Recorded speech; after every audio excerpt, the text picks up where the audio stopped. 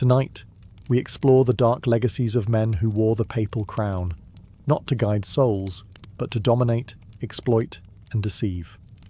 From orgies in the Vatican to alliances with assassins, the worst popes in history remind us that not every man who sat on the throne of St. Peter was a saint. Some were tyrants, some were perverts, some were killers in robes. So before you get comfortable, as always, take a moment to like the video and subscribe to the channel only if you enjoy our content. Let us know where you're watching from and what time it is for you. Sometimes our stories are too interesting, and we're working on some boring ones to help you sleep. But not tonight. Dim the lights, turn on a fan for some white noise, and let's cover what we have for tonight. Together. Pope John XII, the teen pope of sin. He was just 18 when he became the most powerful religious figure in the Western world, a boy, crowned pope, with no experience, no spiritual depth, and no intention of leading a holy life. John XII, born Octavianus, inherited the papacy in the year 955, thanks to the influence of his powerful father, Alberic II of Spoleto, who essentially installed his own son as pope while on his deathbed. But what followed was not a legacy of sacred devotion. It was a descent into scandal, violence, and unrestrained vice. John XII didn't see the papacy as a divine calling. He treated it as a toy. Roman historians from the time accused him of turning the Lateran Palace, the papal residence, into a brothel. Prostitutes were welcomed in holy chambers. Sacred relics were pawned off to fund his pleasures. And rather than preaching the Gospels, he was said to toast to pagan gods during drunken feasts and gamble with his bishops. And it wasn't just moral collapse. It was political chaos, too. He angered many of his allies, especially the Holy Roman Emperor Otto I. Their alliance crumbled after John XII secretly negotiated with Otto's enemies. In response, Otto marched on Rome and forced a synod to investigate the Pope. The accusations brought forward by bishops were staggering: simony, murder, incest, and invoking demons. He was deposed, but not for long. John XII returned to power with the help of Roman mobs and immediately took revenge. He mutilated his enemies, executed bishops who dared oppose him, and resumed his debauchery. And then, just as suddenly as he appeared, his reign ended. In 964, the young pope died under mysterious and fittingly scandalous circumstances. One account claims he died after being struck by a jealous husband who caught him in bed with his wife. Another simply says he suffered a stroke while committing adultery. Whatever the truth, Pope John XII's short life was one of recklessness, lust, and betrayal. He didn't just stain the papacy, he defiled it. In the long shadow of church history, few names echo with as much disgrace. Pope Benedict IX, the Pope who sold his soul, and the papacy. If John XII was the most depraved teenager to ever become Pope, then Benedict IX was the most bizarre, and arguably the most corrupt. He became Pope not once, not twice, but 3 separate times. Born Theophylactus of Tusculum, Benedict IX first took the papal throne in the year 1032. He was likely no older than 20, placed there by his powerful and aristocratic family. But this was no boy of virtue. Chroniclers called his reign a disgrace, accusing him of rape, adultery, and even black magic. He was known to host wild orgies inside Vatican grounds, and was so hated that even the Roman people, used to political corruption, demanded his removal. But Benedict wasn't interested in reform. He was interested in pleasure. His first papacy ended when he was driven out by a rebellion, but he returned shortly after, then left again, then returned again. In a move that stunned even the most cynical observers of the time, Benedict IX decided to do something that would forever stain the reputation of the Church. He sold the papacy. Yes, literally, for gold. He approached his godfather, the archpriest John Gratian, and offered him the papal seat for a price. Gratian, later known as Pope Gregory VI, accepted, though reportedly to bring peace to Rome. Still, the act was so scandalous that it set off a domino effect, plunging the Church into a legitimacy crisis. And Benedict wasn't done. After selling the title, he changed his mind and tried to reclaim it, twice. The church now had 3 men claiming to be pope at the same time. The situation grew so chaotic that Emperor Henry III had to step in, calling a council to resolve the mess. The result? All 3 were removed. A clean slate. Benedict IX was excommunicated, not once, not twice, but multiple times over the years, depending on which faction held control. He's remembered not just as one of the worst popes, but as one of the most bizarre, greedy, and shameless. The man who treated the throne of St. Peter like a game of musical chairs, a pope for sale, a soul auctioned. And Rome would never forget it. Pope Alexander VI, the House of Borgia's crowned serpent. If there's one name that dominates every conversation about corruption in the Catholic Church, it's Borgia. Rodrigo Borgia, crowned as Pope Alexander VI in 1492, didn't just bring scandal to the papacy, he defined it. From the moment he assumed power, his reign was steeped in nepotism, bribery, and personal ambition. Alexander didn't rise through spiritual merit. He bought his way into the highest office in Christendom. The conclave that elected him was notorious for backroom deals and lavish bribes. And once he was enthroned, he wasted no time securing positions of wealth and power for his family. His papacy wasn't about shepherding souls.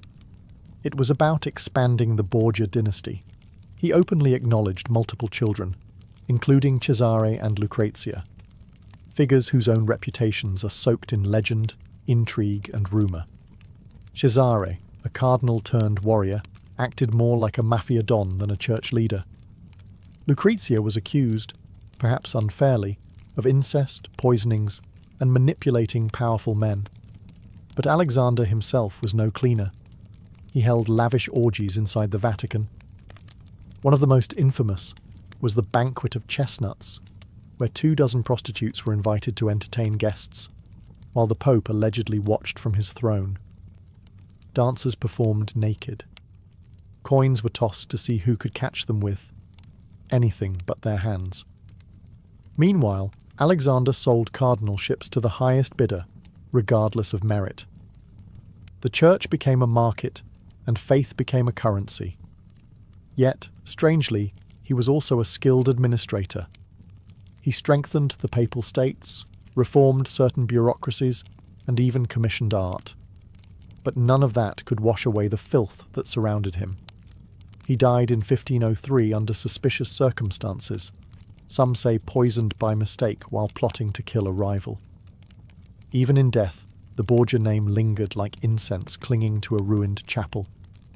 He was buried with little ceremony, his body so bloated from decay that it reportedly wouldn't fit into his coffin. To this day, Pope Alexander VI is remembered as the most scandalous pope in history. He didn't just defile the sanctity of the Church, he weaponized it. Under his rule, the Vatican became a throne room of ambition, lust, and whispered deaths. Pope Stephen VI, the cadaver trial. Some papal scandals stain the Church with greed, others with lust, but what Pope Stephen VI did was so macabre, so surreal, it bordered on the theatrical. It's remembered today as the Cadaver Synod, a trial unlike any other in history. The year was 897.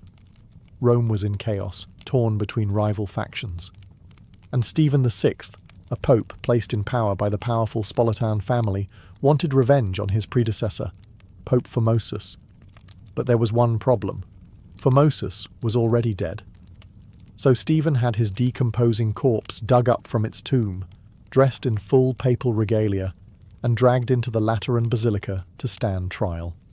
Yes, a dead pope, seated on a throne, propped up by attendants, was placed on trial for alleged crimes. The charges? Perjury, violating canon law, and unlawfully ascending to the papacy. A deacon was assigned to speak on behalf of the corpse, answering Stephen's shouted accusations while the audience looked on, horrified. As the trial unfolded, the body slumped and swayed. Eventually, Pope Stephen VI declared Formosus guilty. The sentence? The corpse was stripped of its vestments, the papal fingers used for blessings were severed, and the body was thrown into the Tiber River. It was a grotesque spectacle, but also a deeply political move. By condemning Formosus, Stephen invalidated all the bishops and clergy he had ordained, clearing a path for his own supporters to rise. But the horror did not bring peace. The public was outraged. The cadaver synod triggered riots across Rome. Months later, Stephen was imprisoned. His enemies stormed his cell and strangled him to death. In the aftermath, the church tried to bury the episode, both literally and figuratively. Formosus's body was recovered and reburied with honour. Future popes nullified the cadaver synod's rulings and forbade such trials from ever happening again. But the damage was done. Pope Stephen VI's legacy is not one of leadership, doctrine, or devotion. It is the image of a corpse on trial, a moment that turned the Vatican into a theatre of the absurd. Even in death, the papacy was not safe from the wrath of politics. Pope Urban VI, the tyrant in white. While many corrupt popes masked their sins with charm or indulgence, Pope Urban VI made no such effort. His reign, beginning in 1378, was marked not by quiet scandal, but by open hostility, paranoia, and terrifying violence. Urban VI was elected during a time of tension. The cardinals, fearing Roman mobs, chose an Italian, Bartolomeo Prignano, hoping to calm the locals. But they soon regretted their decision. Urban turned out to be volatile, suspicious, and cruel. He rejected advice, berated his cardinals in public, and reportedly beat his staff for minor errors. He didn't just rule with an iron fist. He ruled with clenched teeth and a red face. His paranoia grew rapidly. He believed that his own cardinals were plotting against him, and instead of addressing their concerns, he responded with violence. When several cardinals conspired to oppose him, or perhaps just escape his wrath, he had them imprisoned, then tortured. Reports from the time described their screams echoing through the Vatican walls. Some were brutally beaten, others slowly starved. 5 of them were executed without trial. Urban's instability led many to conclude that his election was invalid. A group of cardinals fled and elected a rival pope, Clement VII, based in Avignon. The result was one of the most damaging crises in church history, the Western Schism. For nearly 40 years, Europe was divided between 2, and sometimes even 3, competing popes. Different kingdoms backed different pontiffs, and beneath the surface, the unity of Christendom slowly fractured. Urban VI did not reconcile. He excommunicated his rivals and ruled with increasing isolation, surrounding himself with sycophants and brutes. As his mental health declined, so did the integrity of his reign. He alienated allies, destabilized Rome, and left the papacy stained with cruelty. He died in 1389, alone, bitter, and reviled. Pope Urban VI's reign is often overshadowed by the schism that followed. But his own actions, his rage, his violence, and his thirst for domination were the spark that set the church ablaze. He wasn't just a bad pope, he was a tyrant cloaked in holiness, and his shadow still lingers in the pages of papal history. Pope Leo X, the prince who bankrupted salvation. When Giovanni de' Medici became Pope Leo X in 1513, he wasn't stepping into a spiritual office, he was ascending a throne. Born into one of the richest families in Florence, Leo was a Renaissance prince long before he wore the papal tiara. And when he did, the Vatican became his playground. He once said, "God has given us the papacy. Let us enjoy it." And he did, extravagantly. Under Pope Leo X, the papal court ballooned into a theatre of luxury. Gold dripped from ceilings, feasts never ended, and artists like Raphael filled the Vatican with beauty. He was a lover of poetry, pageantry, and performance. But beneath the surface of high culture lay financial ruin and spiritual disaster. Leo drained church coffers to fund his Renaissance ambitions, and when he ran out of money, he found a new way to raise funds by selling salvation. He authorized the sale of indulgences, certificates that, for a price, promised to reduce punishment for sins. Priests across Europe stood in churchyards proclaiming, "As soon as the coin in the coffer rings, the soul from purgatory springs." It worked. Gold flowed into Rome, but outrage flowed faster. In 1517, a monk in Germany had enough. His name was Martin Luther, and he nailed his 95 theses to the church door in Wittenberg, a direct protest against indulgences and papal corruption. How did Leo X respond? Not with humility or reform. He laughed it off, called Luther a drunken German who would change his mind when sober.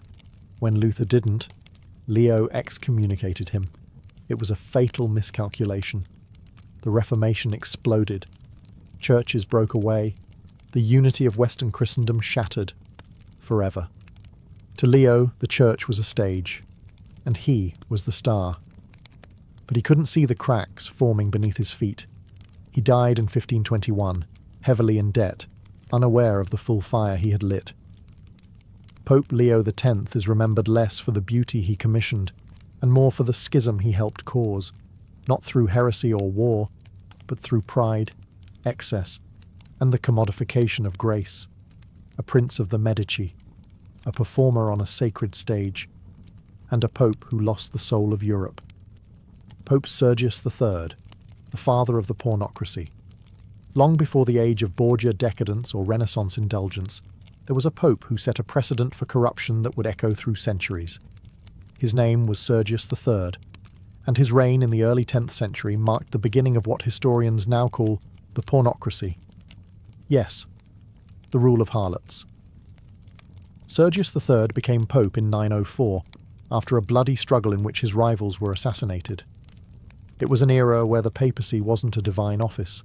It was a prize in a brutal Roman power game, and Sergius, ambitious and ruthless, was willing to kill for it. But it was his relationship with a noblewoman named Marozia that truly defined his papacy. Marozia belonged to the powerful Theophylact family, which essentially controlled Rome during this period. According to chroniclers, Sergius took her as his mistress while she was still a teenager. Their affair produced a child, who would later ascend the papal throne himself as Pope John XI. Yes, you heard that correctly. A pope fathered another pope. The Roman clergy whispered, the public grumbled, but none dared challenge him. Sergius ruled with an iron hand, restoring the memory of Pope Formosus, the same corpse tried in the infamous Cadaver Synod, only to have him recondemned, then buried again without honour. It was political vengeance disguised as papal authority. He filled the Curia with his supporters, sold church offices, and presided over what was arguably the most morally bankrupt period in papal history. While the Vatican should have been a beacon of spiritual leadership, it became a den of incestuous alliances and backdoor deals. The holiest office in Christendom had become a family business for Rome's elite. Under Sergius, the foundations of papal dignity cracked. He died in 911, still in power, still feared, but never revered. Pope Sergius III isn't as well known as the Borgias or the Medici popes, but his reign marked the beginning of nearly 60 years where the papacy was controlled by one Roman family, through seduction, manipulation, and bloodline. He was the father of the pornocracy, a pope not just corrupted by power, but entwined in a legacy of lust and hereditary sin. Pope Boniface VIII, the pope who declared himself God on earth. When Pope Boniface VIII rose to power in 1294, he inherited a papacy in crisis. His predecessor had resigned, a rare and humble act. Boniface, however, was the opposite of humble. He saw the papal throne not as a burden of service, but as a throne of domination. He famously declared, "I am Caesar, I am emperor." But it was his bull Unam Sanctum that truly captured the scale of his ego. In it, Boniface claimed that submission to the Pope was absolutely necessary for salvation. He placed himself above kings, above emperors, above everyone. He believed that not only did he rule the Church, but all of Christendom. And he meant it. Boniface tried to exert control over European monarchs, especially Philip IV of France. But Philip wasn't just any king. He was shrewd, ruthless, and deeply resentful of papal overreach. When Boniface issued edicts interfering with French taxation of clergy, Philip responded with accusations: heresy, immorality, and even witchcraft. What followed was unprecedented. In 1303, a group of armed men, led by a French ally, stormed the papal residence in Anagni. They slapped the Pope across the face, a literal blow to papal authority. For 3 days, Boniface was held prisoner, humiliated by the very monarch he had tried to dominate. Though he was eventually freed, the damage was done. Boniface VIII died shortly after, either from illness or, as some say, rage and humiliation. But his downfall didn't stop there. Years later, his body was exhumed by enemies who claimed it reeked of sulphur, a symbolic gesture accusing him of damnation. And when Dante Alighieri wrote the Divine Comedy, he placed Boniface in the 8th circle of hell, the place reserved for corrupt churchmen. Pope Boniface VIII is remembered as the man who pushed papal arrogance to its breaking point. He saw himself as the ultimate ruler, but in trying to become a god among men, he nearly destroyed the respect for the papacy altogether. His story is a cautionary tale. When sacred power is wielded without humility, it becomes tyranny cloaked in divinity. Pope Innocent III, the crusader of blood and fire. Don't be fooled by the name. Pope Innocent III was anything but innocent. Crowned in 1198, he was one of the most powerful popes in history, and one of the most dangerous. Unlike other corrupt pontiffs who indulged in personal pleasures, Innocent pursued power on a global scale. His weapon wasn't gold or women, it was holy war. Under his rule, the papacy became an empire of swords.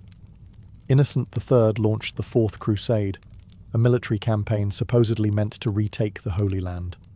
But it never even reached Jerusalem. Instead, in a shocking twist, the Crusaders turned on Constantinople, the Christian capital of the Byzantine Empire. In 1204, they sacked the city, looted churches, raped nuns, and stole relics in the name of God. This wasn't just a military disaster, it was a spiritual betrayal.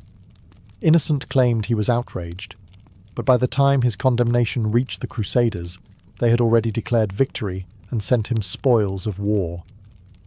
But perhaps even darker was the Albigensian Crusade, a war he declared not in the Middle East, but within Europe itself.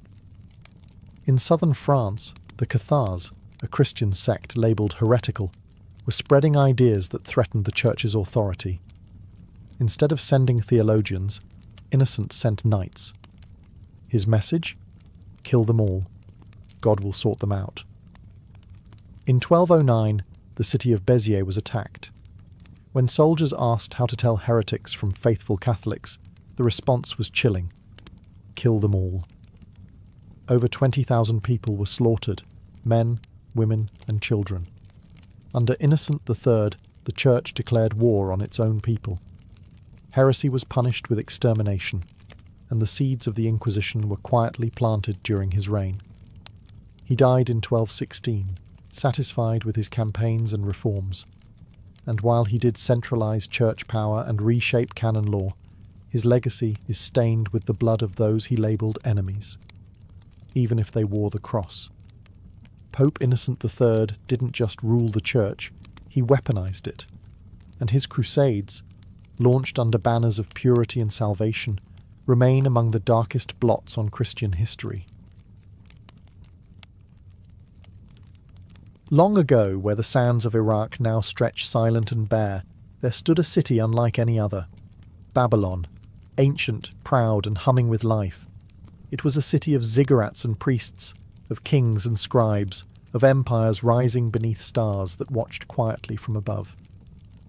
And at its heart, so the story goes, bloomed a garden that should not have been. The Hanging Gardens of Babylon. A wonder, they called it. A paradise not sprawled across fields but suspended in the air, layered in ascending terraces, each one bursting with colour and life.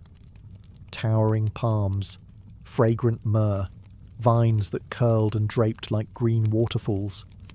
Water, the very essence of life, flowing through stone channels and trickling down walls, feeding fruit trees that should never have thrived in that dry, blistering heat. To stand before it, they said, was like seeing a mountain made of gardens, a man-made Eden that rose up from the earth and challenged the very laws of nature, a miracle of engineering, a triumph of imagination, one of the 7 wonders of the ancient world. But here is the question that haunts historians, archaeologists, and dreamers alike. Did it really exist? There are no Babylonian tablets that mention it, no inscriptions, no ruins we can point to and say, here it stood. All we have are the accounts of later Greek and Roman writers, like Strabo and Philo of Byzantium, who described the gardens with awe, but from a distance of centuries. Could something so grand, so seemingly impossible, have simply vanished? Or worse, have never been there at all?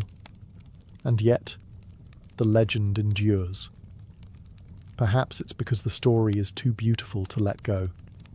The idea that in a sun-scorched empire of dust and conquest, a king might build something purely for love, a garden for his homesick queen, who longed for the green hills of her native land.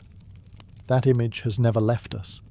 It lingers in poems, in paintings, in whispered hopes that somewhere beneath the ruins, roots still sleep in silence.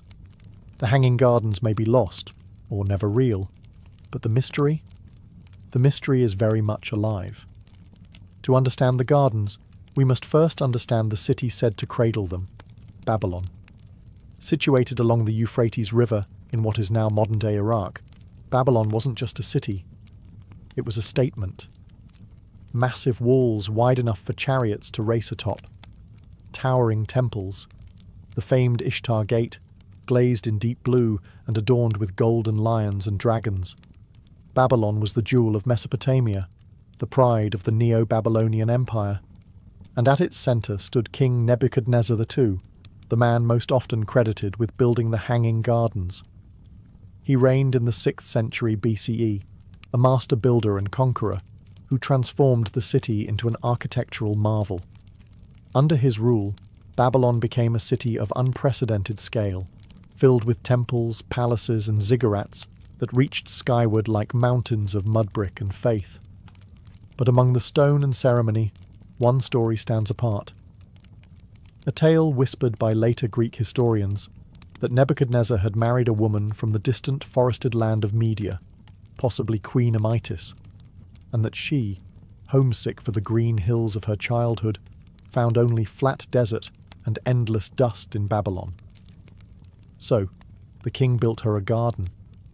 Not just a courtyard or a grove, but a structure so vast and intricate that it seemed to hang in the air, layered like the hills she missed. An offering of greenery in a land of fire, a gift of love wrapped in engineering. This version of the story is deeply romantic, almost too perfect, and yet it persists. Greek historians, such as Strabo and Diodorus Siculus, described the gardens centuries later, writing of terraces stacked like steps to heaven, of irrigation systems lifting water from the river to the highest levels. They wrote with confidence, even though they had never seen the gardens themselves. So, was this a real architectural marvel, or the ancient world's most enduring fairy tale? In a city as ambitious as Babylon, ruled by a king who reshaped landscapes, it's not hard to believe he might attempt such a feat. And perhaps, in the cracks between myth and memory, there once bloomed something truly extraordinary. A dream made of stone, water, and longing. If the Hanging Gardens were real, they were more than a testament to beauty. They were a miracle of ancient engineering. Imagine trying to grow a mountaintop garden in the middle of a desert. Not just ground-level plants, but full-grown trees, shrubs, and flowering vines suspended over stone, in blazing heat, with little rainfall, and no natural hills to build upon. To keep such a garden alive, the ancients would have needed more than green thumbs. They would have needed genius. Greek accounts give us clues. They describe terraces stacked like steps, built atop vaulted foundations made of baked brick and asphalt. The soil was layered thick, deep enough to root tall trees. But more astonishing than the architecture was the irrigation. How, in an age without modern pumps, could water be lifted from the Euphrates River to the uppermost levels of the garden? The answer may lie in a device known even then, the Archimedean screw, or a similar early water lifting mechanism. A spiraling tube housed in a cylinder, turned by hand or foot, raising water upward through rotation. If the Babylonians had something like it, and there's reason to believe they did, it could have allowed for a continuous flow, feeding cascading streams that trickled from one level to the next. The system would have had to be maintained constantly. A living machine, not just an ornament. Channels carved through stone, gutters hidden beneath the foliage, workers tending to the pipes as well as the plants, and all of it concealed beneath a blanket of leaves and blossoms, so that to the outsider, the garden appeared to breathe on its own. To the ancients who saw it, or who believed they did, it must have seemed like magic. A floating forest, a hill sculpted from water and will, something no other city could claim. But to today's archaeologists, it raises questions. Could such technology have existed in 6th century BCE Babylon? Or are we underestimating what ancient minds could achieve with enough ambition and a king's love? Perhaps that's what made the Hanging Gardens so wondrous. Not just their beauty, but the quiet message they carried. That even in a desert, the impossible could grow. As magnificent as the Hanging Gardens sound, there's a strange silence at the core of their story. A silence that has puzzled scholars for centuries. While later Greek and Roman writers spoke of them in vivid detail, Babylonian sources, the people who would have built and lived among these gardens, say nothing. There are no surviving tablets, no royal inscriptions, no temple records that describe such a garden. And this is odd, because the Babylonians were meticulous record keepers. They wrote about crops, taxes, gods, even the dimensions of buildings and the names of their architects. Yet nowhere do we find a single Babylonian line that confirms the existence of a massive terraced garden rising above their capital. Even King Nebuchadnezzar II, the ruler most often credited with creating the gardens, left behind thousands of cuneiform inscriptions. He boasts of temples, walls, palaces, but never a word about a wonder made for his queen. No mention of terraces, no reference to an elevated Eden. And that silence matters.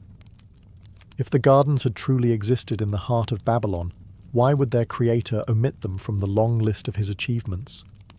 Why would scribes and priests, who detailed every corner of Babylonian religious life, ignore a garden said to rival paradise?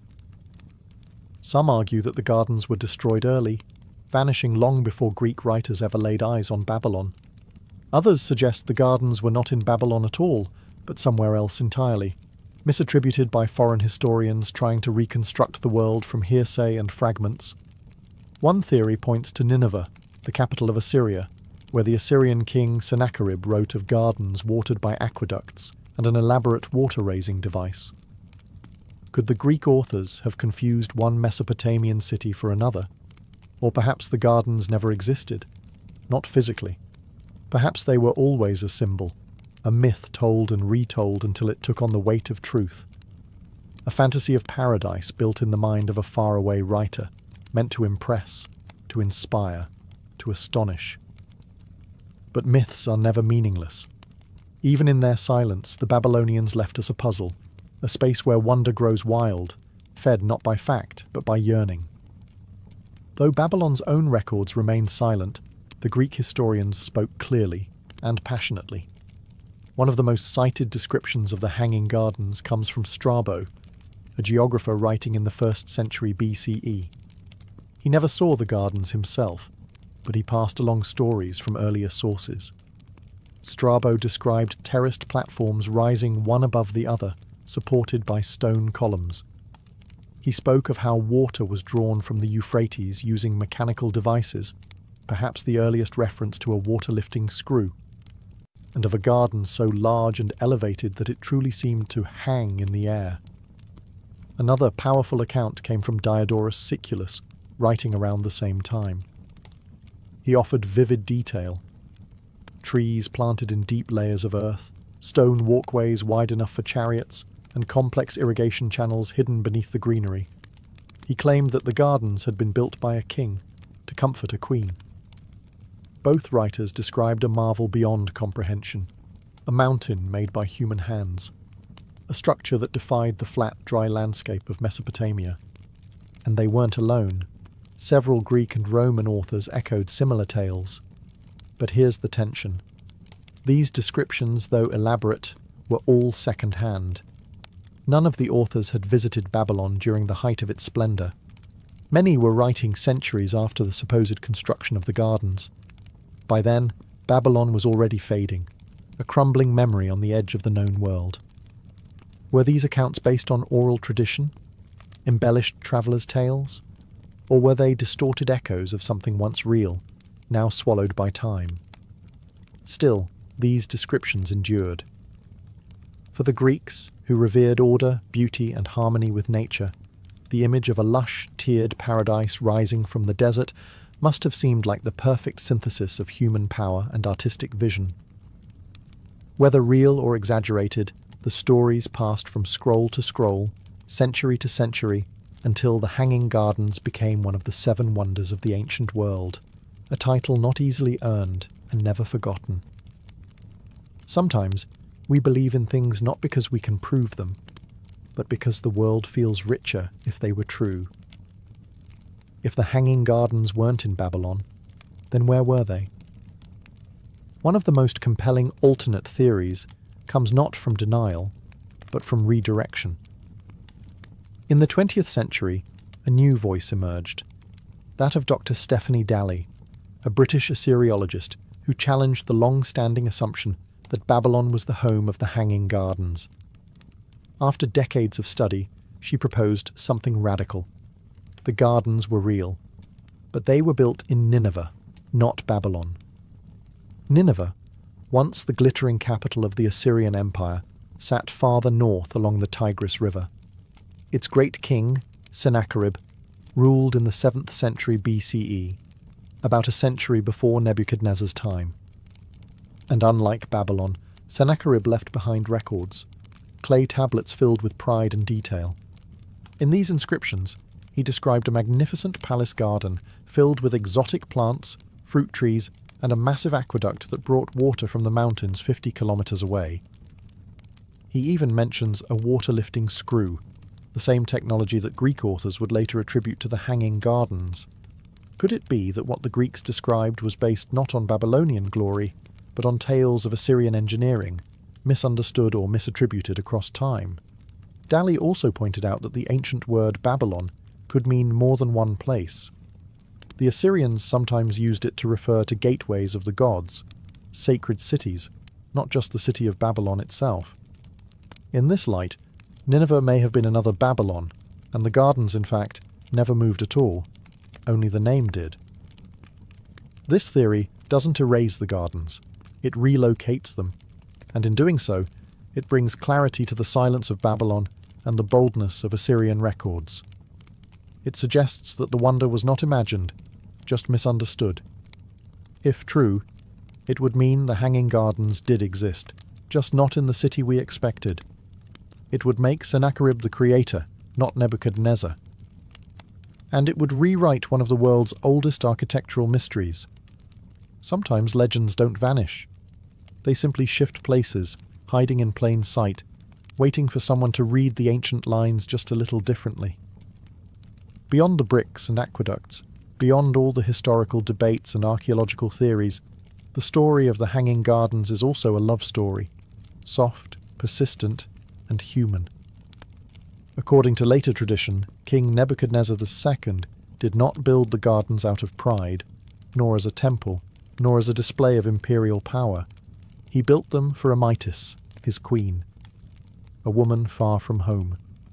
Amytis was said to be a princess from Media, a land of rolling hills, cool breezes, and forests that whispered with green. When she married into the Babylonian court, she entered a world of heat and dust, endless flatlands, brown brick walls, and a sun that rarely relented. And so, the legend goes, the king saw her sadness, and answered it with a garden.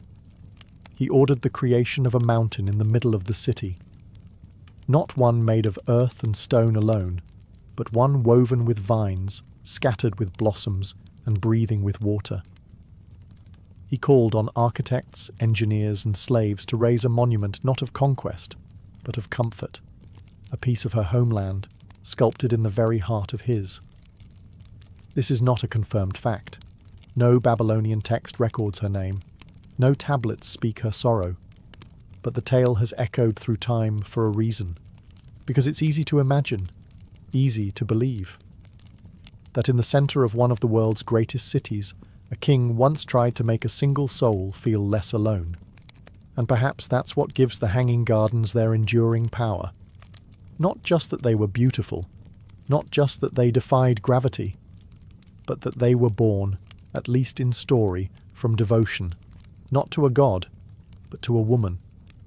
In that version of the tale, the garden becomes more than architecture. It becomes a quiet rebellion.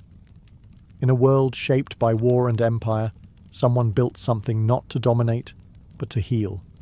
Stone by stone, leaf by leaf, drop by drop.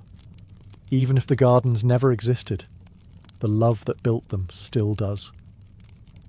If the Hanging Gardens were once real, where did they go? Great wonders often fall not with a crash, but with a whisper, slowly, quietly, over generations. Time doesn't just erase buildings, it buries them in silence. And Babylon, once the jewel of Mesopotamia, was no exception. The city endured centuries of conquest and decay. After the fall of the Neo-Babylonian Empire, it passed into the hands of the Persians, then the Greeks, then the Parthians. Each ruler left a mark, but none maintained the splendor that Nebuchadnezzar had built. Babylon's bricks were torn down to construct new cities. Earthquakes and erosion took their toll.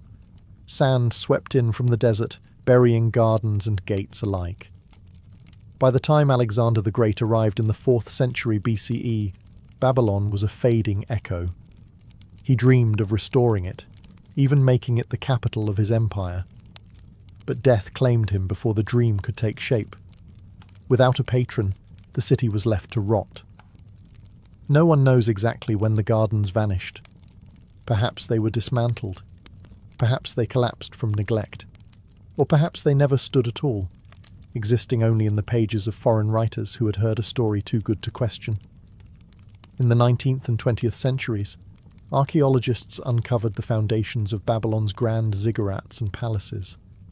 But no trace of the gardens has ever been definitively found. The absence is heavy. It lingers like the space where a great tree once stood, roots gone, but the shape of its shade still remembered. Even if they once towered in reality, the Hanging Gardens have now passed into a different kind of truth, the truth of memory, myth, and longing. We search the ruins not just for brick or pipe, but for proof that such wonder was possible, that humanity, even in its earliest days, dreamed of beauty that reached upward. And maybe that's what makes their disappearance so haunting. Not that they vanished, but that they may have never existed at all. And yet, we still believe. Because the mind, like the desert, is a place where forgotten things can still bloom. The Hanging Gardens of Babylon, real or imagined, occupy a rare space in human history. We have no stones, no carvings, no ruins to stand before, and yet they remain one of the most vivid and beloved wonders of the ancient world. Why? Because some wonders live not in earth and mortar, but in the imagination. The idea of a garden reaching into the sky, blooming above a parched desert, fed by clever machines and crowned with cascading greenery. It speaks to something deeper than history. It taps into our longing to create beauty where it should not exist, to tame nature, to build joy from barren stone. Whether raised by Nebuchadnezzar in Babylon or by Sennacherib in Nineveh, or simply dreamed into being by Greek poets and travellers, the gardens remind us of what ancient people were capable of, and what they hoped for. In a world of conquest, someone dreamed of green. In a land of walls and war, someone imagined waterfalls and flowers. And isn't that enough? Even now, artists paint it. Writers write it. Engineers puzzle over it. Filmmakers render it in vivid digital forms. A place no one alive has seen. And yet, we all feel as if we have. We can picture it. The damp stone beneath bare feet. The scent of jasmine in the wind. The splash of water echoing through terraces. A garden not made to be conquered, but to be remembered. It's the possibility of the hanging gardens that makes them eternal. We dig for ruins and debate ancient texts because we want them to be real. But maybe the truth is, they already are, not in Mesopotamian soil, but in the collective memory of humanity. A shared vision passed from hand to hand, mind to mind, for more than 2,000 years, and in that way they have never disappeared. They hang still, not above Babylon, but above us all, suspended in time, blooming in silence, rooted in wonder, and sometimes, late at night, when the world grows quiet, we remember. Even in the hottest deserts of history, something green once grew. Before coins jingled in pockets and bills changed hands at markets, there was a time when humanity had no money, yet trade still flourished. It was a world of barter, where goods and services were exchanged directly. A farmer with a surplus of grain might trade it for fish from a nearby river. A skilled potter could swap bowls and jugs for woven cloth. It was a system built on mutual need. But bartering had its limits. Imagine this. You're a shepherd with 3 goats and you want salt. You find someone with salt, but they have no need for goats. The deal falls apart. This is known as the coincidence of wants, the challenge of finding someone who both has what you want and wants what you have. In small villages, where everyone knew one another, this was manageable. But as communities grew into cities and cities into kingdoms, bartering became clumsy, slow, and impractical. The next step was to find something that could stand in for value, something that could be agreed upon by everyone, durable, portable, and ideally scarce. Early societies began to lean on objects that were easy to measure and hard to fake. Sometimes that meant using livestock. A goat might be worth 2 chickens or 10 measures of grain. In other cultures, it meant salt. In fact, the word salary comes from salarium, the Latin term for the salt rations paid to Roman soldiers. Other societies turned to tools and weapons, polished axe heads in the Stone Age, or bronze blades in ancient China, not necessarily to be used, but because they held clear value and could be exchanged. These were not yet money in the form we know today, but they were a bridge between barter and currency. They allowed people to assign abstract value to physical goods, and more importantly, they introduced the idea of value being stored and passed along. Before coins, before numbers stamped on silver discs, there was a far more ancient truth. People have always needed ways to trust each other in trade. And currency, in its earliest form, was simply a promise, carved not in paper or metal, but in human need. As human societies expanded and bartering grew too complex, a quiet transformation began. Communities started to adopt objects of agreed value, not because they were useful, but because everyone agreed they were valuable. This was the birth of proto-currency, the first stepping stones toward money as we know it. One of the earliest and most widespread forms was the cowrie shell. Small, smooth, and pearly white, these shells came from the Indian and Pacific Oceans. They were naturally beautiful, hard to counterfeit, and easy to carry. Cowries began to appear across vast regions, from Africa to China, used in trade, tribute, and even dowries. In some African kingdoms, large bags of cowries were stored in royal treasuries like modern bank vaults. In ancient China, Bronze imitations of cowries were cast and circulated like coins. But cowries weren't alone. In ancient Mesopotamia, people used measured silver, not coins, but weighed lumps, for trade. Merchants carried scales to weigh silver in shekels, and contracts recorded exact amounts. Silver had no standard shape or stamp yet, but it held value, especially in urban economies where accounting was key. Meanwhile, in Mesoamerica, the Aztecs used cacao beans as currency. These weren't just used to make chocolate. They were counted, stored, and protected like money. 10 beans might buy a rabbit. 100 could fetch a small woven cloak. In the Philippines, gold rings and bars called piloncitos were used in markets centuries before colonial influence. In some parts of Africa, iron tools, such as hoes or spears, were accepted in trade, not for their use, but for their consistent value. What connected all these systems was the shift in thinking. Value didn't need to be immediate or personal. It could be symbolic. A small shell or shiny metal could represent something larger: time, labour, or security. These early forms of currency changed how people interacted. Now, one didn't have to trade directly for a needed good. You could accept something of value today and use it later for something else entirely. Trust began to flow through tokens, objects, and numbers. Money was no longer about survival. It had become a language, spoken in cowries, beans, and bars of silver.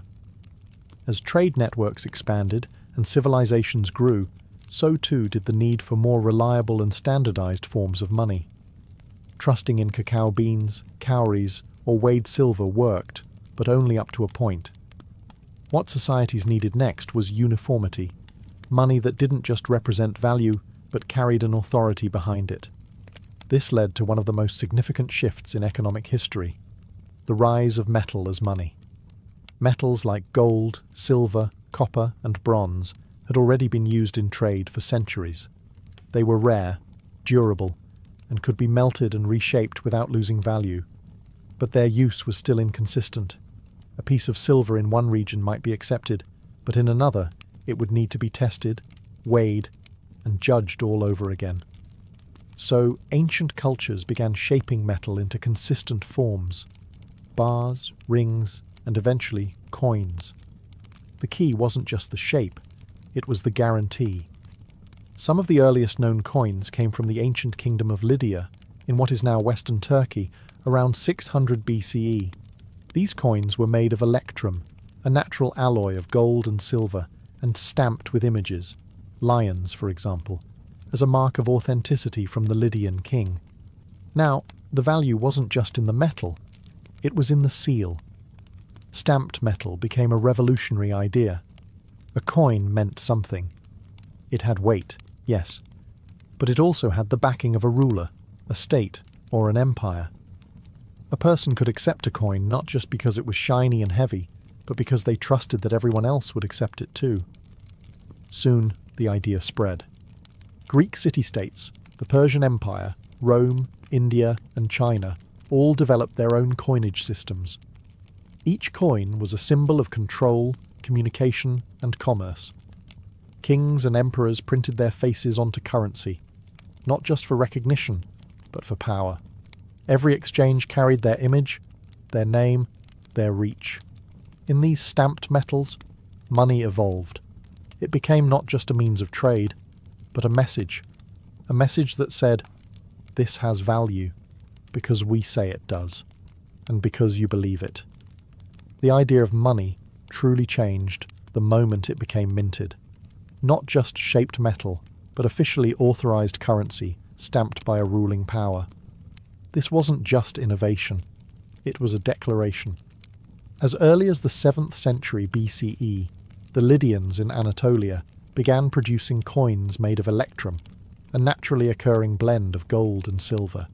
These weren't decorative tokens. They were created for trade, each stamped with a lion's head, the royal emblem of King Aliates. These first coins didn't bear numbers. Instead, their weight and the authority of the stamp confirmed their worth. The practice caught on quickly. In nearby Greece, city-states began minting their own coins, using symbols of local identity. Owls for Athens, turtles for Aegina, Pegasus for Corinth. Each coin reflected pride, culture, and trust. Greek coins were not just currency. They were miniature pieces of propaganda, carried from one market to another. Over time, rulers discovered something else. Control over money meant control over people. If a king could decide what counted as money, he could influence trade, raise armies, and shape the economy of an entire region. In Persia, King Darius I introduced a gold coin called the daric, stamped with an image of the king himself holding a bow. It circulated across a vast empire, connecting lands from Egypt to India with one consistent form of money. Meanwhile, in China, early coins took on distinctive shapes: spades, knives, and round discs with square holes in the centre. Cast in bronze and bearing the marks of dynasties, these coins were strung together on ropes and worn like wallets around the waist. Their form reflected both utility and symbolism. Square representing the earth, and the circle, heaven. The act of minting money transformed how people experienced value. Coins became trusted tools, not just for local trade, but for long-distance exchange. Soldiers were paid in them, taxes were collected through them, markets grew around them, and with every stamped image, be it a god, a king, or a mythical beast, money whispered the same message. This is more than metal. This is power. This is law. This is order. Currency was no longer born of barter. It was born of command. As currency systems spread across the ancient world, no civilization refined, expanded, and standardized coinage like the Romans. For them, money wasn't just about trade, it was about empire. By the time of the Roman Republic, coins had become essential to everyday life. The Romans introduced a system based on bronze and silver, later adding gold as the empire grew wealthier. Their earliest coin, the AS Rood, was simply a chunk of bronze. But over time, they began producing carefully weighed and stamped coins, each with a specific role in the economy and a story to tell. The denarius, minted in silver, became one of the most famous Roman coins. It was used for military salaries, civic payments, and trade across the empire. On one side, a Roman symbol, a god, a figure of victory, or a scene of conquest. On the other side, the face of the emperor. In this way, coins became political tools. Every transaction was also a moment of propaganda. The emperor's image placed directly into the hands of his people. It reminded them who ruled, even when they were simply buying bread or paying a tax. But Roman currency wasn't just powerful, it was complex. The empire used different metals, values, and mints scattered across regions. As Rome expanded, it absorbed the monetary systems of other cultures, reissuing local currencies under Roman authority. This brought consistency and order to trade from Britain to Judea. However, even empires can struggle with money. As the Roman economy faced military pressure and internal corruption, the state began debasing its currency, mixing less precious metal into silver and gold coins. Over time, the denarius lost its shine and its value. Inflation soared. Trust in money declined. Still, the system endured for centuries. Roman coins travelled farther than Roman legions, showing up as far away as India and Scandinavia. They weren't just instruments of commerce, but symbols of Roman influence, carried in pockets, buried in hoards, lost in riverbeds. And when the empire fell, the coins remained, artifacts of a civilization that understood one simple truth. If you can control the coin, you can shape the world it flows through. While Rome was forging its empire through minted silver and bronze, the ancient civilizations of Asia were building their own rich histories of currency, often just as innovative, and in some ways, far more enduring. In China, the evolution of money took a unique path. Early forms weren't round. They were shaped like tools: spade money, knife money, and later, bell-shaped coins. These reflected practical symbols of value, agriculture and labor. But as the need for standardized trade grew, the Chinese began producing round coins with square holes in the center. These could be strung together on cords, 1,000 coins tied in a loop, carried on a belt, or hidden in walls for safekeeping. The square hole wasn't just functional. It held cosmic symbolism. Round represented heaven, and the square symbolized earth, uniting the two in every transaction. These coins were typically made of bronze and marked with inscriptions declaring their origin, often tied to the emperor or the dynastic era. But unlike in Rome, where coins constantly changed with each new ruler, Chinese coinage stayed remarkably consistent in shape and style across centuries. In this continuity, there was stability. Further south and west, India developed its own early currency system. As far back as the 6th century BCE, small silver pieces called punch-marked coins were in circulation. They were irregular in shape, stamped with symbols like suns, elephants, or hills, not faces. These coins spoke of nature, religion, and power in a land where trade connected silk routes to seaports. Meanwhile, the vast network known as the Silk Road stretched across Asia, linking China, Central Asia, Persia, and the Mediterranean. Along it flowed silk, spices, porcelain, and money. Coins of Chinese emperors, Roman Caesars, and Persian kings all passed hand to hand, crossing deserts and mountains, carried by merchants, monks, and caravans. In the East, currency wasn't just about spending. It was about philosophy, stability, and identity. Coins became part of rituals, of offerings, of ancestral worship. Some were never meant to be used, only buried, burned, or gifted. And while empires rose and fell, the coins remained, quiet messengers from the past, whispering across centuries in the language of value. By the time metal coins had been circulating for over 1,000 years, another revolution was quietly unfolding, not in the West, but in China. There, among merchants, scholars, and dynasties, a new idea began to take root. Money didn't have to be heavy. It could be written. The first known use of paper money dates back to the Tang dynasty, around the 7th century CE. Initially, it wasn't official currency, just promissory notes issued by wealthy merchants and trusted lenders. Travellers across long distances found it easier to carry paper receipts than bags of bulky coins. The idea was simple. Instead of hauling silver, you carried a note promising payment in silver, backed by a reliable source. It wasn't long before the government took notice.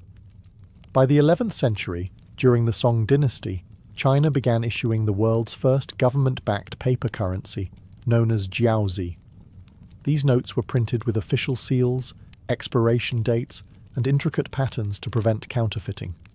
They were lighter, easier to transport, and incredibly efficient for large-scale trade. This invention came centuries before paper money appeared anywhere else in the world. While Europe still clinked with metal, China was trading with slips of ink-stamped mulberry bark. But paper money brought new risks. Coins had intrinsic value. They were made of metal that could be melted or repurposed. Paper, on the other hand, was only valuable because the government said it was. This required an entirely new kind of trust, not in gold, but in the promise behind the paper. Inflation became a danger.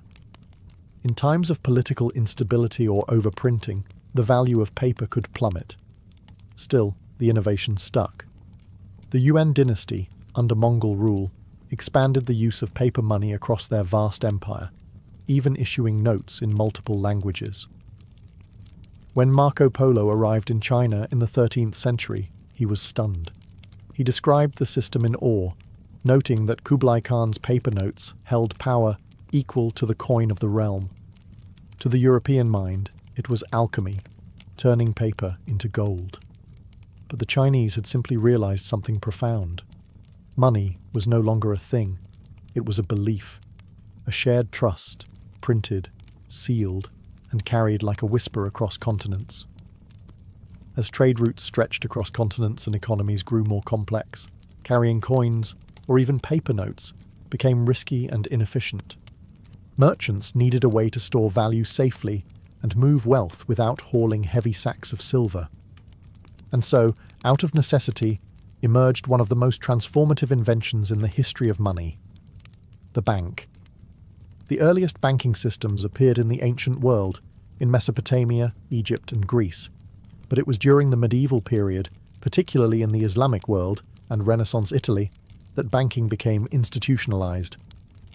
In bustling cities like Baghdad, Cairo, and later Venice and Florence, wealthy merchant families began offering credit, loans, and deposit services. A trader in Cairo could deposit gold with a banker, receive a written note of credit, and then redeem it weeks later in Damascus, a system remarkably similar to modern checks. The most powerful of these institutions were not kings or priests, but families like the Medici, who financed voyages, wars, and empires. They didn't just store money, they moved it, multiplied it, and controlled it. At the core of this new system was a radical idea. Money did not need to exist physically at all times. You could have a promise, a ledger entry, and that alone could be traded, borrowed against, or invested. With that came the concept of credit, the trust that someone would repay their debt in the future. Entire networks of trade began operating not on coins, but on confidence. Banks issued letters of credit, notes, and eventually began creating money through lending. This shift transformed economies. Wealth could now move faster than caravans. Fortunes could be made not just by mining gold, but by lending it. A merchant's influence no longer depended on what he carried, but on what he was owed. Of course, with credit came risk. Defaults, fraud, and economic bubbles all grew in this new world of invisible wealth. But there was no turning back. Money had evolved once again, from object to symbol, and now to record. From copper coins to ink on paper, from silver in hand to trust in a ledger, currency was no longer just held. It was believed into being. Today, when you tap your phone to pay for coffee or transfer money across the globe with a click, you're engaging in a transaction that doesn't involve a single physical coin or bill. No metal, no paper, just numbers on a screen. And yet, the trade is real. The goods are exchanged. The system holds. We've entered the era of invisible money. From the shells and silver of ancient times, currency has now become code. Digital banking, online payments, cryptocurrencies, and central bank digital currencies are transforming what it means to own, store, and spend money. And for many, the idea of cash is slowly fading into memory. With a digital bank account, you no longer hold money. You access it. Your balance lives on a server, updated in real time, managed by systems you'll never see. Money now moves at the speed of light, crossing borders, buying stocks, funding startups, with zero physical form. And then there's cryptocurrency, a bold experiment in trust without authority. No king, no central bank, just blockchain, a decentralized ledger, verified by thousands of independent nodes. Bitcoin, Ethereum, and others don't exist in vaults. They exist only as math, and yet they're traded, stored, and even used to buy homes, cars, and art. We've come a long way from goats and grain, and yet the essence of money has never changed. Whether stamped in bronze, printed in ink, or rendered in lines of code, money is still built on the same ancient foundation: trust. The belief that this object, or screen or string of numbers, can be exchanged for something you want. It's a social contract, whispered across time, from barter to blockchain. The future of money may be cashless, contactless, and entirely digital, but its roots stretch backward, into clay tablets, silver scales, and gardens of cowrie shells. And no matter how modern it becomes, money will always be a story, told not just in numbers, but in the ancient human need to trade, to trust, and to believe in value where none exists. In the golden haze of Greek legend, no figure shines brighter or casts a longer shadow than Helen of Troy. She was said to be the daughter of Zeus and Leda, born not of a woman but from an egg. Her beauty, poets claimed, was unmatched, so powerful, so divine, that men went to war over her. Entire kingdoms bled for her name. Helen was queen of Sparta, married to King Menelaus, when Paris, a young Trojan prince, arrived.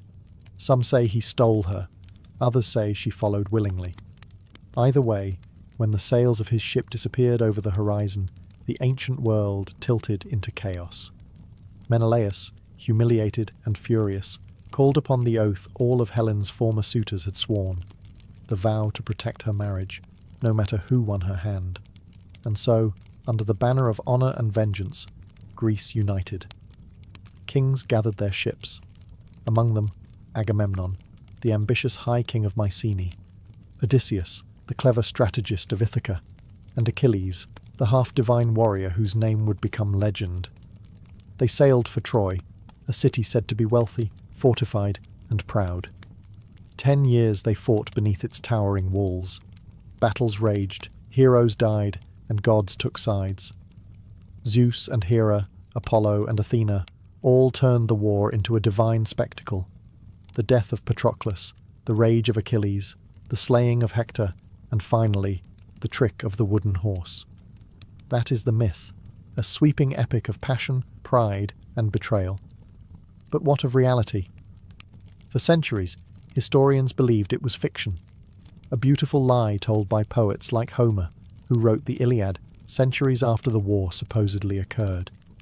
Yet buried beneath the legend is something stubborn, something real. The city of Troy was not a fantasy. It existed. And in the late 19th century, a German archaeologist named Heinrich Schliemann claimed to have found it, layers of ruins buried beneath a hill in modern-day Turkey. So now the question is no longer, did Troy exist? It's, did a war happen there?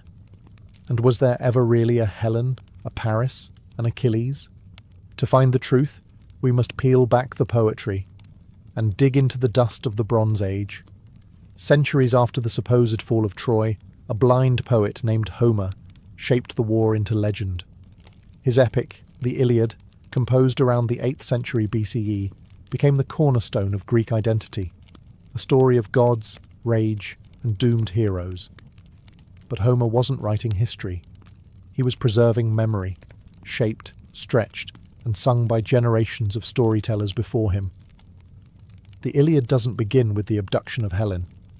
It begins with Achilles' anger, months into the war.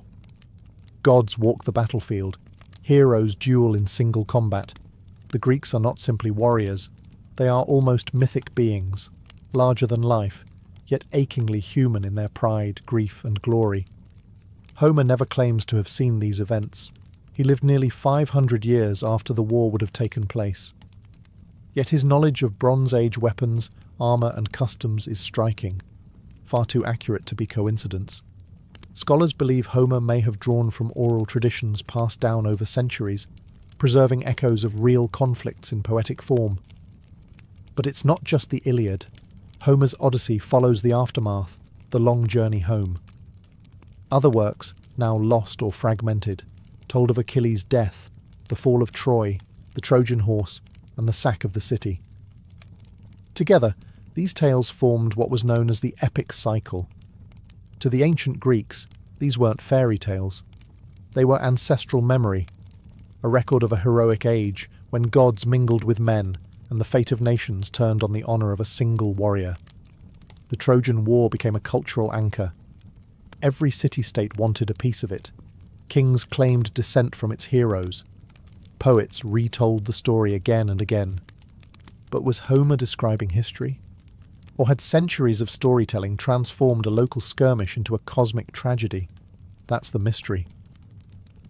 And it leads us to a quiet hill in modern-day Turkey, where stone, ash, and buried walls may still hold a sliver of the truth. Because sometimes, the line between myth and memory is as thin as a poet's breath. For centuries, Troy was believed to be a myth, a fabled city born from Homer's imagination. But in the late 19th century, a man named Heinrich Schliemann set out to prove otherwise. Driven more by passion than formal training, Schliemann believed the stories were rooted in truth. Guided by Homer's texts, he identified a mound in northwestern Turkey, known as Hisarlik. To the casual eye, it was just a hill. But beneath its surface, layer by layer, lay the buried remains of ancient cities. Not just one Troy, but several. Schliemann began to excavate with urgency, and at times, recklessness. He dug deep, past Roman and Hellenistic ruins, until he reached what he believed was the true Troy. There, he claimed to discover Priam's treasure, a collection of gold jewellery and artifacts, which he dramatically declared belonged to the king of Troy himself. He even adorned his wife in them for a photograph, a romantic but highly controversial move. Modern archaeologists later found that Schliemann had dug too deep. The layer he identified dated back to around 2500 BCE, far too early to be the Troy of Homer. But above it, in layer 6 and 7, were cities from the late Bronze Age, around 1300 to 1200 BCE, precisely the era when the Trojan War was said to have occurred. These layers revealed fortified walls, large towers, and signs of destruction by fire. In layer 7, archaeologists found evidence of arrowheads, slingshots, and collapsed buildings, signs of siege or warfare. Could this have been the city that faced the wrath of Mycenaean Greece? Not all scholars agree. Some suggest the destruction was due to an earthquake or a civil conflict rather than an invading army. Others argue the war, if real, was a smaller conflict later expanded into legend. Still, the city at Hisarlik is now widely accepted as the historical Troy, a powerful settlement that controlled trade routes between the Aegean and the East. A city worth fighting for. So perhaps the war was real. Perhaps not as Homer told it, but real enough to inspire 3,000 years of story. And that, in itself, is a kind of truth. While Troy may have been real, no war could exist without an opposing force. In Homer's story, that force was the mighty coalition of Greek kings. But in historical terms, they would have come from the Mycenaean civilization. The Mycenaeans were the dominant power of mainland Greece during the Late Bronze Age, from roughly 1600 to 1100 BCE. They left behind massive palaces, written records, and rich tombs filled with weapons, gold, and art. The most famous of these palaces sat atop a hill in Mycenae, the supposed seat of King Agamemnon, the man who led the Greek forces to Troy. Unlike Homer's tales of honour and fate, Mycenaean society was pragmatic and militaristic. Their palaces were built like fortresses. Their warriors were buried with armour and swords. Their art depicted war chariots, sieges, and soldiers in formation.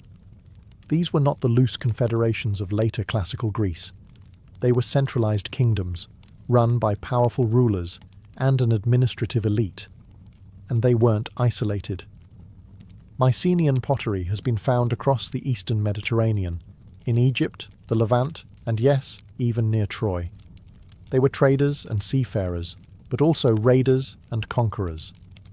They likely competed for influence and control of coastal cities and key trade routes, especially in western Anatolia, where Troy stood. In Linear B, their early script, we even see signs of a military culture that demanded tribute, recorded taxes, and listed detailed inventories of arms and armour. Though the script offers no mention of a Trojan War, it reveals a world where such a conflict wouldn't have been unusual. So what if the war wasn't over Helen at all? What if it was about control, of trade, of sea lanes, of influence in the east? A real Mycenaean expedition against a rich rival city like Troy wouldn't need gods and romance to justify it. All it would take was power, ambition, and timing. Perhaps the Greeks did sail across the Aegean. Perhaps they laid siege to a city with high walls. And perhaps that story was passed from mouth to mouth, growing with each retelling until it sang of heroes. To understand the Trojan War, we must step into the minds of the people who told it and believed it. The Greeks of the archaic and classical periods didn't separate myth from history the way we do today. To them, the stories of Achilles, Hector, Odysseus, and Helen weren't just entertainment. They were echoes of a heroic past, a golden age when gods walked among men and fate was etched into stone by divine hands. In the Iliad, the gods don't merely observe the war, they participate. Aphrodite protects Paris. Athena guides Achilles. Zeus balances the scales of fate. This divine intervention wasn't a literary device, it was a worldview. The gods were seen as real forces, emotional, unpredictable, and deeply entwined with human affairs. Yet beneath the gods and prophecies are human stories of rage, pride, vengeance, and grief. Achilles isn't just a warrior. He's a young man wrestling with loss and the cost of glory. Hector isn't merely Troy's champion. He's a father and husband who knows he's fighting a war he cannot win. These characters feel alive, precisely because their struggles are timeless. So, where do these figures fall on the spectrum between history and myth? There's no archaeological evidence for Achilles or Helen, no records of a king named Priam or a prince named Paris. But some names, like Alexandros, another name for Paris, do appear in ancient Anatolian texts. And the concept of warrior chiefs, feuding kings, and shifting alliances certainly fits the late Bronze Age world. What seems likely is this. The war, if real, was fought by people who would have looked very different from Homer's heroes, less like demigods in gleaming bronze and more like gritty warlords fighting for territory, tribute, or revenge. But over time, the memory of their struggle became something more. It was told and retold, not just to preserve fact, but to shape identity. For the Greeks, the Trojan War became a mirror, reflecting their values, fears, and dreams. In that way, myth does something history can't. It feels true, even when it isn't. And that is why it endures. If there is one moment from the Trojan War that echoes louder than all others, it is this, the fall of Troy. And at the heart of it lies the most famous trick in Western storytelling, the Trojan horse. According to Homer's later commentators, and told most fully in Virgil's Aeneid, the Greeks, unable to breach Troy's mighty walls after 10 long years, devised a cunning ruse. They pretended to sail away, leaving behind a giant wooden horse as a supposed offering to the gods. The Trojans, weary from war and eager to believe it was over, brought the horse inside the city gates as a trophy. That night, as the city slept, Greek soldiers hidden within the horse emerged, opened the gates, and let in the returning Greek army. Troy was sacked, its temples burned, its people slaughtered or enslaved. Priam, the king, was cut down, and the once mighty city was reduced to rubble, a tragic end to a proud civilization. But did it happen? Archaeology shows that Troy's Seventh, one of the layers uncovered at Hisarlik, was indeed violently destroyed around 1180 BCE. Charred remains, broken walls, and a sudden end to habitation all suggest catastrophe. It fits the timeline. It fits the legend. Yet there is no physical trace of a giant wooden horse, no records of a deception that clever. It may have been a poetic invention, a metaphor for betrayal, or a dramatic flourish added by later poets to give the story its unforgettable climax. Some scholars suggest the horse could have been a misunderstood siege engine, or even a forgotten term for an earthquake or internal revolt. Others believe it never existed at all, that it was a story crafted for symbolic power rather than factual truth. But whether myth or metaphor, the fall of Troy represents something more, the collapse of a world. In the decades following Troy's destruction, many great Bronze Age cities, from Mycenae to Ugarit, also fell. Trade routes broke down, languages vanished, civilizations crumbled. The Trojan War may have been the last great chapter of a fading age, and the horse, whether real or imagined, became the door through which that ancient world stepped into legend. The fall of Troy didn't end the story. In fact, for many ancient audiences, it was just the beginning. The aftermath of the war echoed through the ancient world like a long, sorrowful chord. Homer's Odyssey follows Odysseus, who wandered for 10 years after the war, facing monsters, witches, and the wrath of Poseidon. His journey became a tale of endurance, longing, and the cost of victory. Other heroes met darker fates. Agamemnon, the great king who led the Greeks, was murdered by his wife upon returning home. Ajax took his own life after being dishonored. Menelaus returned to Sparta with Helen, but their reunion, according to some accounts, was cold and distant. And then there was Aeneas, a Trojan prince who, according to Roman mythology, escaped the burning city with his father and young son. His journey, told by the Roman poet Virgil in the Aeneid, took him across the Mediterranean, through storms and battles, until he arrived in Italy. There, he was said to be the forefather of Rome itself. This wasn't just a story, it was political mythology. By claiming descent from the Trojans, the Romans tied their empire to the age of heroes, suggesting their civilization rose not from barbarians, but from survivors of a sacred past. In this way, the Trojan War became more than a Greek legend. It became pan-Mediterranean memory. Every culture wanted a connection to Troy, whether as victors, victims, or inheritors. Cities claimed Trojan founders. Kings boasted of Trojan blood.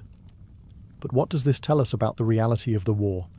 Perhaps that it mattered far more than just the fighting.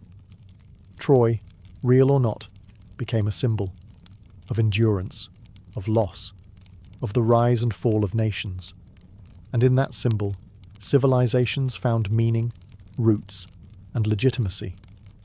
For the ancient world, Troy wasn't just a city, it was a turning point, a mythic fracture between what was and what would be.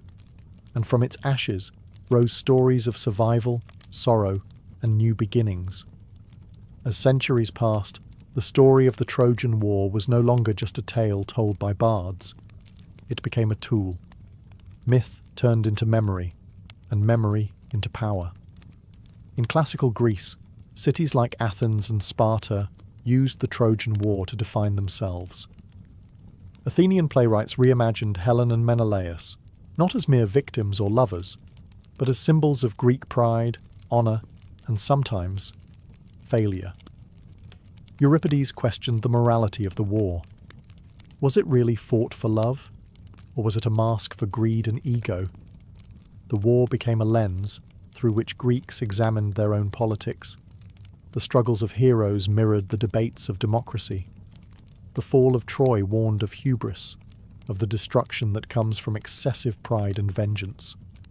Later, during the Roman Empire, the myth was reshaped again. Rome claimed descent not from the Greeks, but from the Trojan survivors, casting themselves not as the descendants of conquerors, but as the noble victims who rose from tragedy. Julius Caesar claimed to trace his lineage to Aeneas, and by extension to Venus herself. This was not history. It was myth used for legitimacy, a narrative weapon as sharp as any sword. Even in the modern world, the Trojan War has never truly died. Artists, writers, and filmmakers have retold it again and again, each time reshaping it to reflect new values. Achilles becomes a tragic anti-hero. Helen is seen not as a passive beauty, but a woman caught in forces beyond her control. Paris, once romantic, becomes cowardly. Odysseus, clever and cold. The story evolves. It bends to fit the moment. But every retelling keeps one thing constant. Troy, that burning city by the sea, that dreamscape of love and loss, of pride and ruin. And so, myth becomes more than a tale. It becomes a mirror, reflecting back not what happened, but what each generation needs to believe. Whether fact, fiction, or something in between, the Trojan War remains not because it's proven, but because it's felt. A tale told in every age, to remind us what it means to fight, to fall, and to be remembered. In the end, when we ask whether the Trojan War really happened, we're not just seeking facts. We're chasing something more ancient, more human, meaning. We may never know for certain if Helen truly walked the towers of Troy, or if Achilles fought beneath its walls. No clay tablet names him. No grave has yielded a shield of divine bronze. And yet, we return to the story, again and again, because at its core, the Trojan War isn't about perfect records or irrefutable ruins. It's about the way memory survives when written in emotion, in honour, grief, love, and pride. The details may be blurred, exaggerated, or wholly invented. But something happened. There was a city. There was a war. And from it, a story so powerful, it shaped the identity of civilizations. Historians now believe the war, if it occurred, was likely not a single epic siege, but a series of conflicts over time, fought for access to trade routes, resources, or dominance in the region. Troy may have fallen not from a wooden horse, but from fire and time. Yet the myth refuses to vanish. That's because the truth of Troy lives in two places. One is archaeological, buried in earth, in pottery shards, and broken ramparts. The other is emotional, carried in verses, in songs, in dreams. The poet Homer, whoever he truly was, understood this better than anyone. His words gave us a version of the war that transcends time. His Troy was not just a city, it was a stage for all human drama. Love and loss, glory and ruin, the things that make us ache and remember. So, did the Trojan War really happen? Yes and no. Not in the way we imagine, but not wholly imagined either. It is part truth, part memory, part mirror. And in the space where those overlap, legends are born. Troy may have burned. Its walls may have crumbled, but its story endures. Not because it is perfect, but because it still speaks to the fire we carry inside.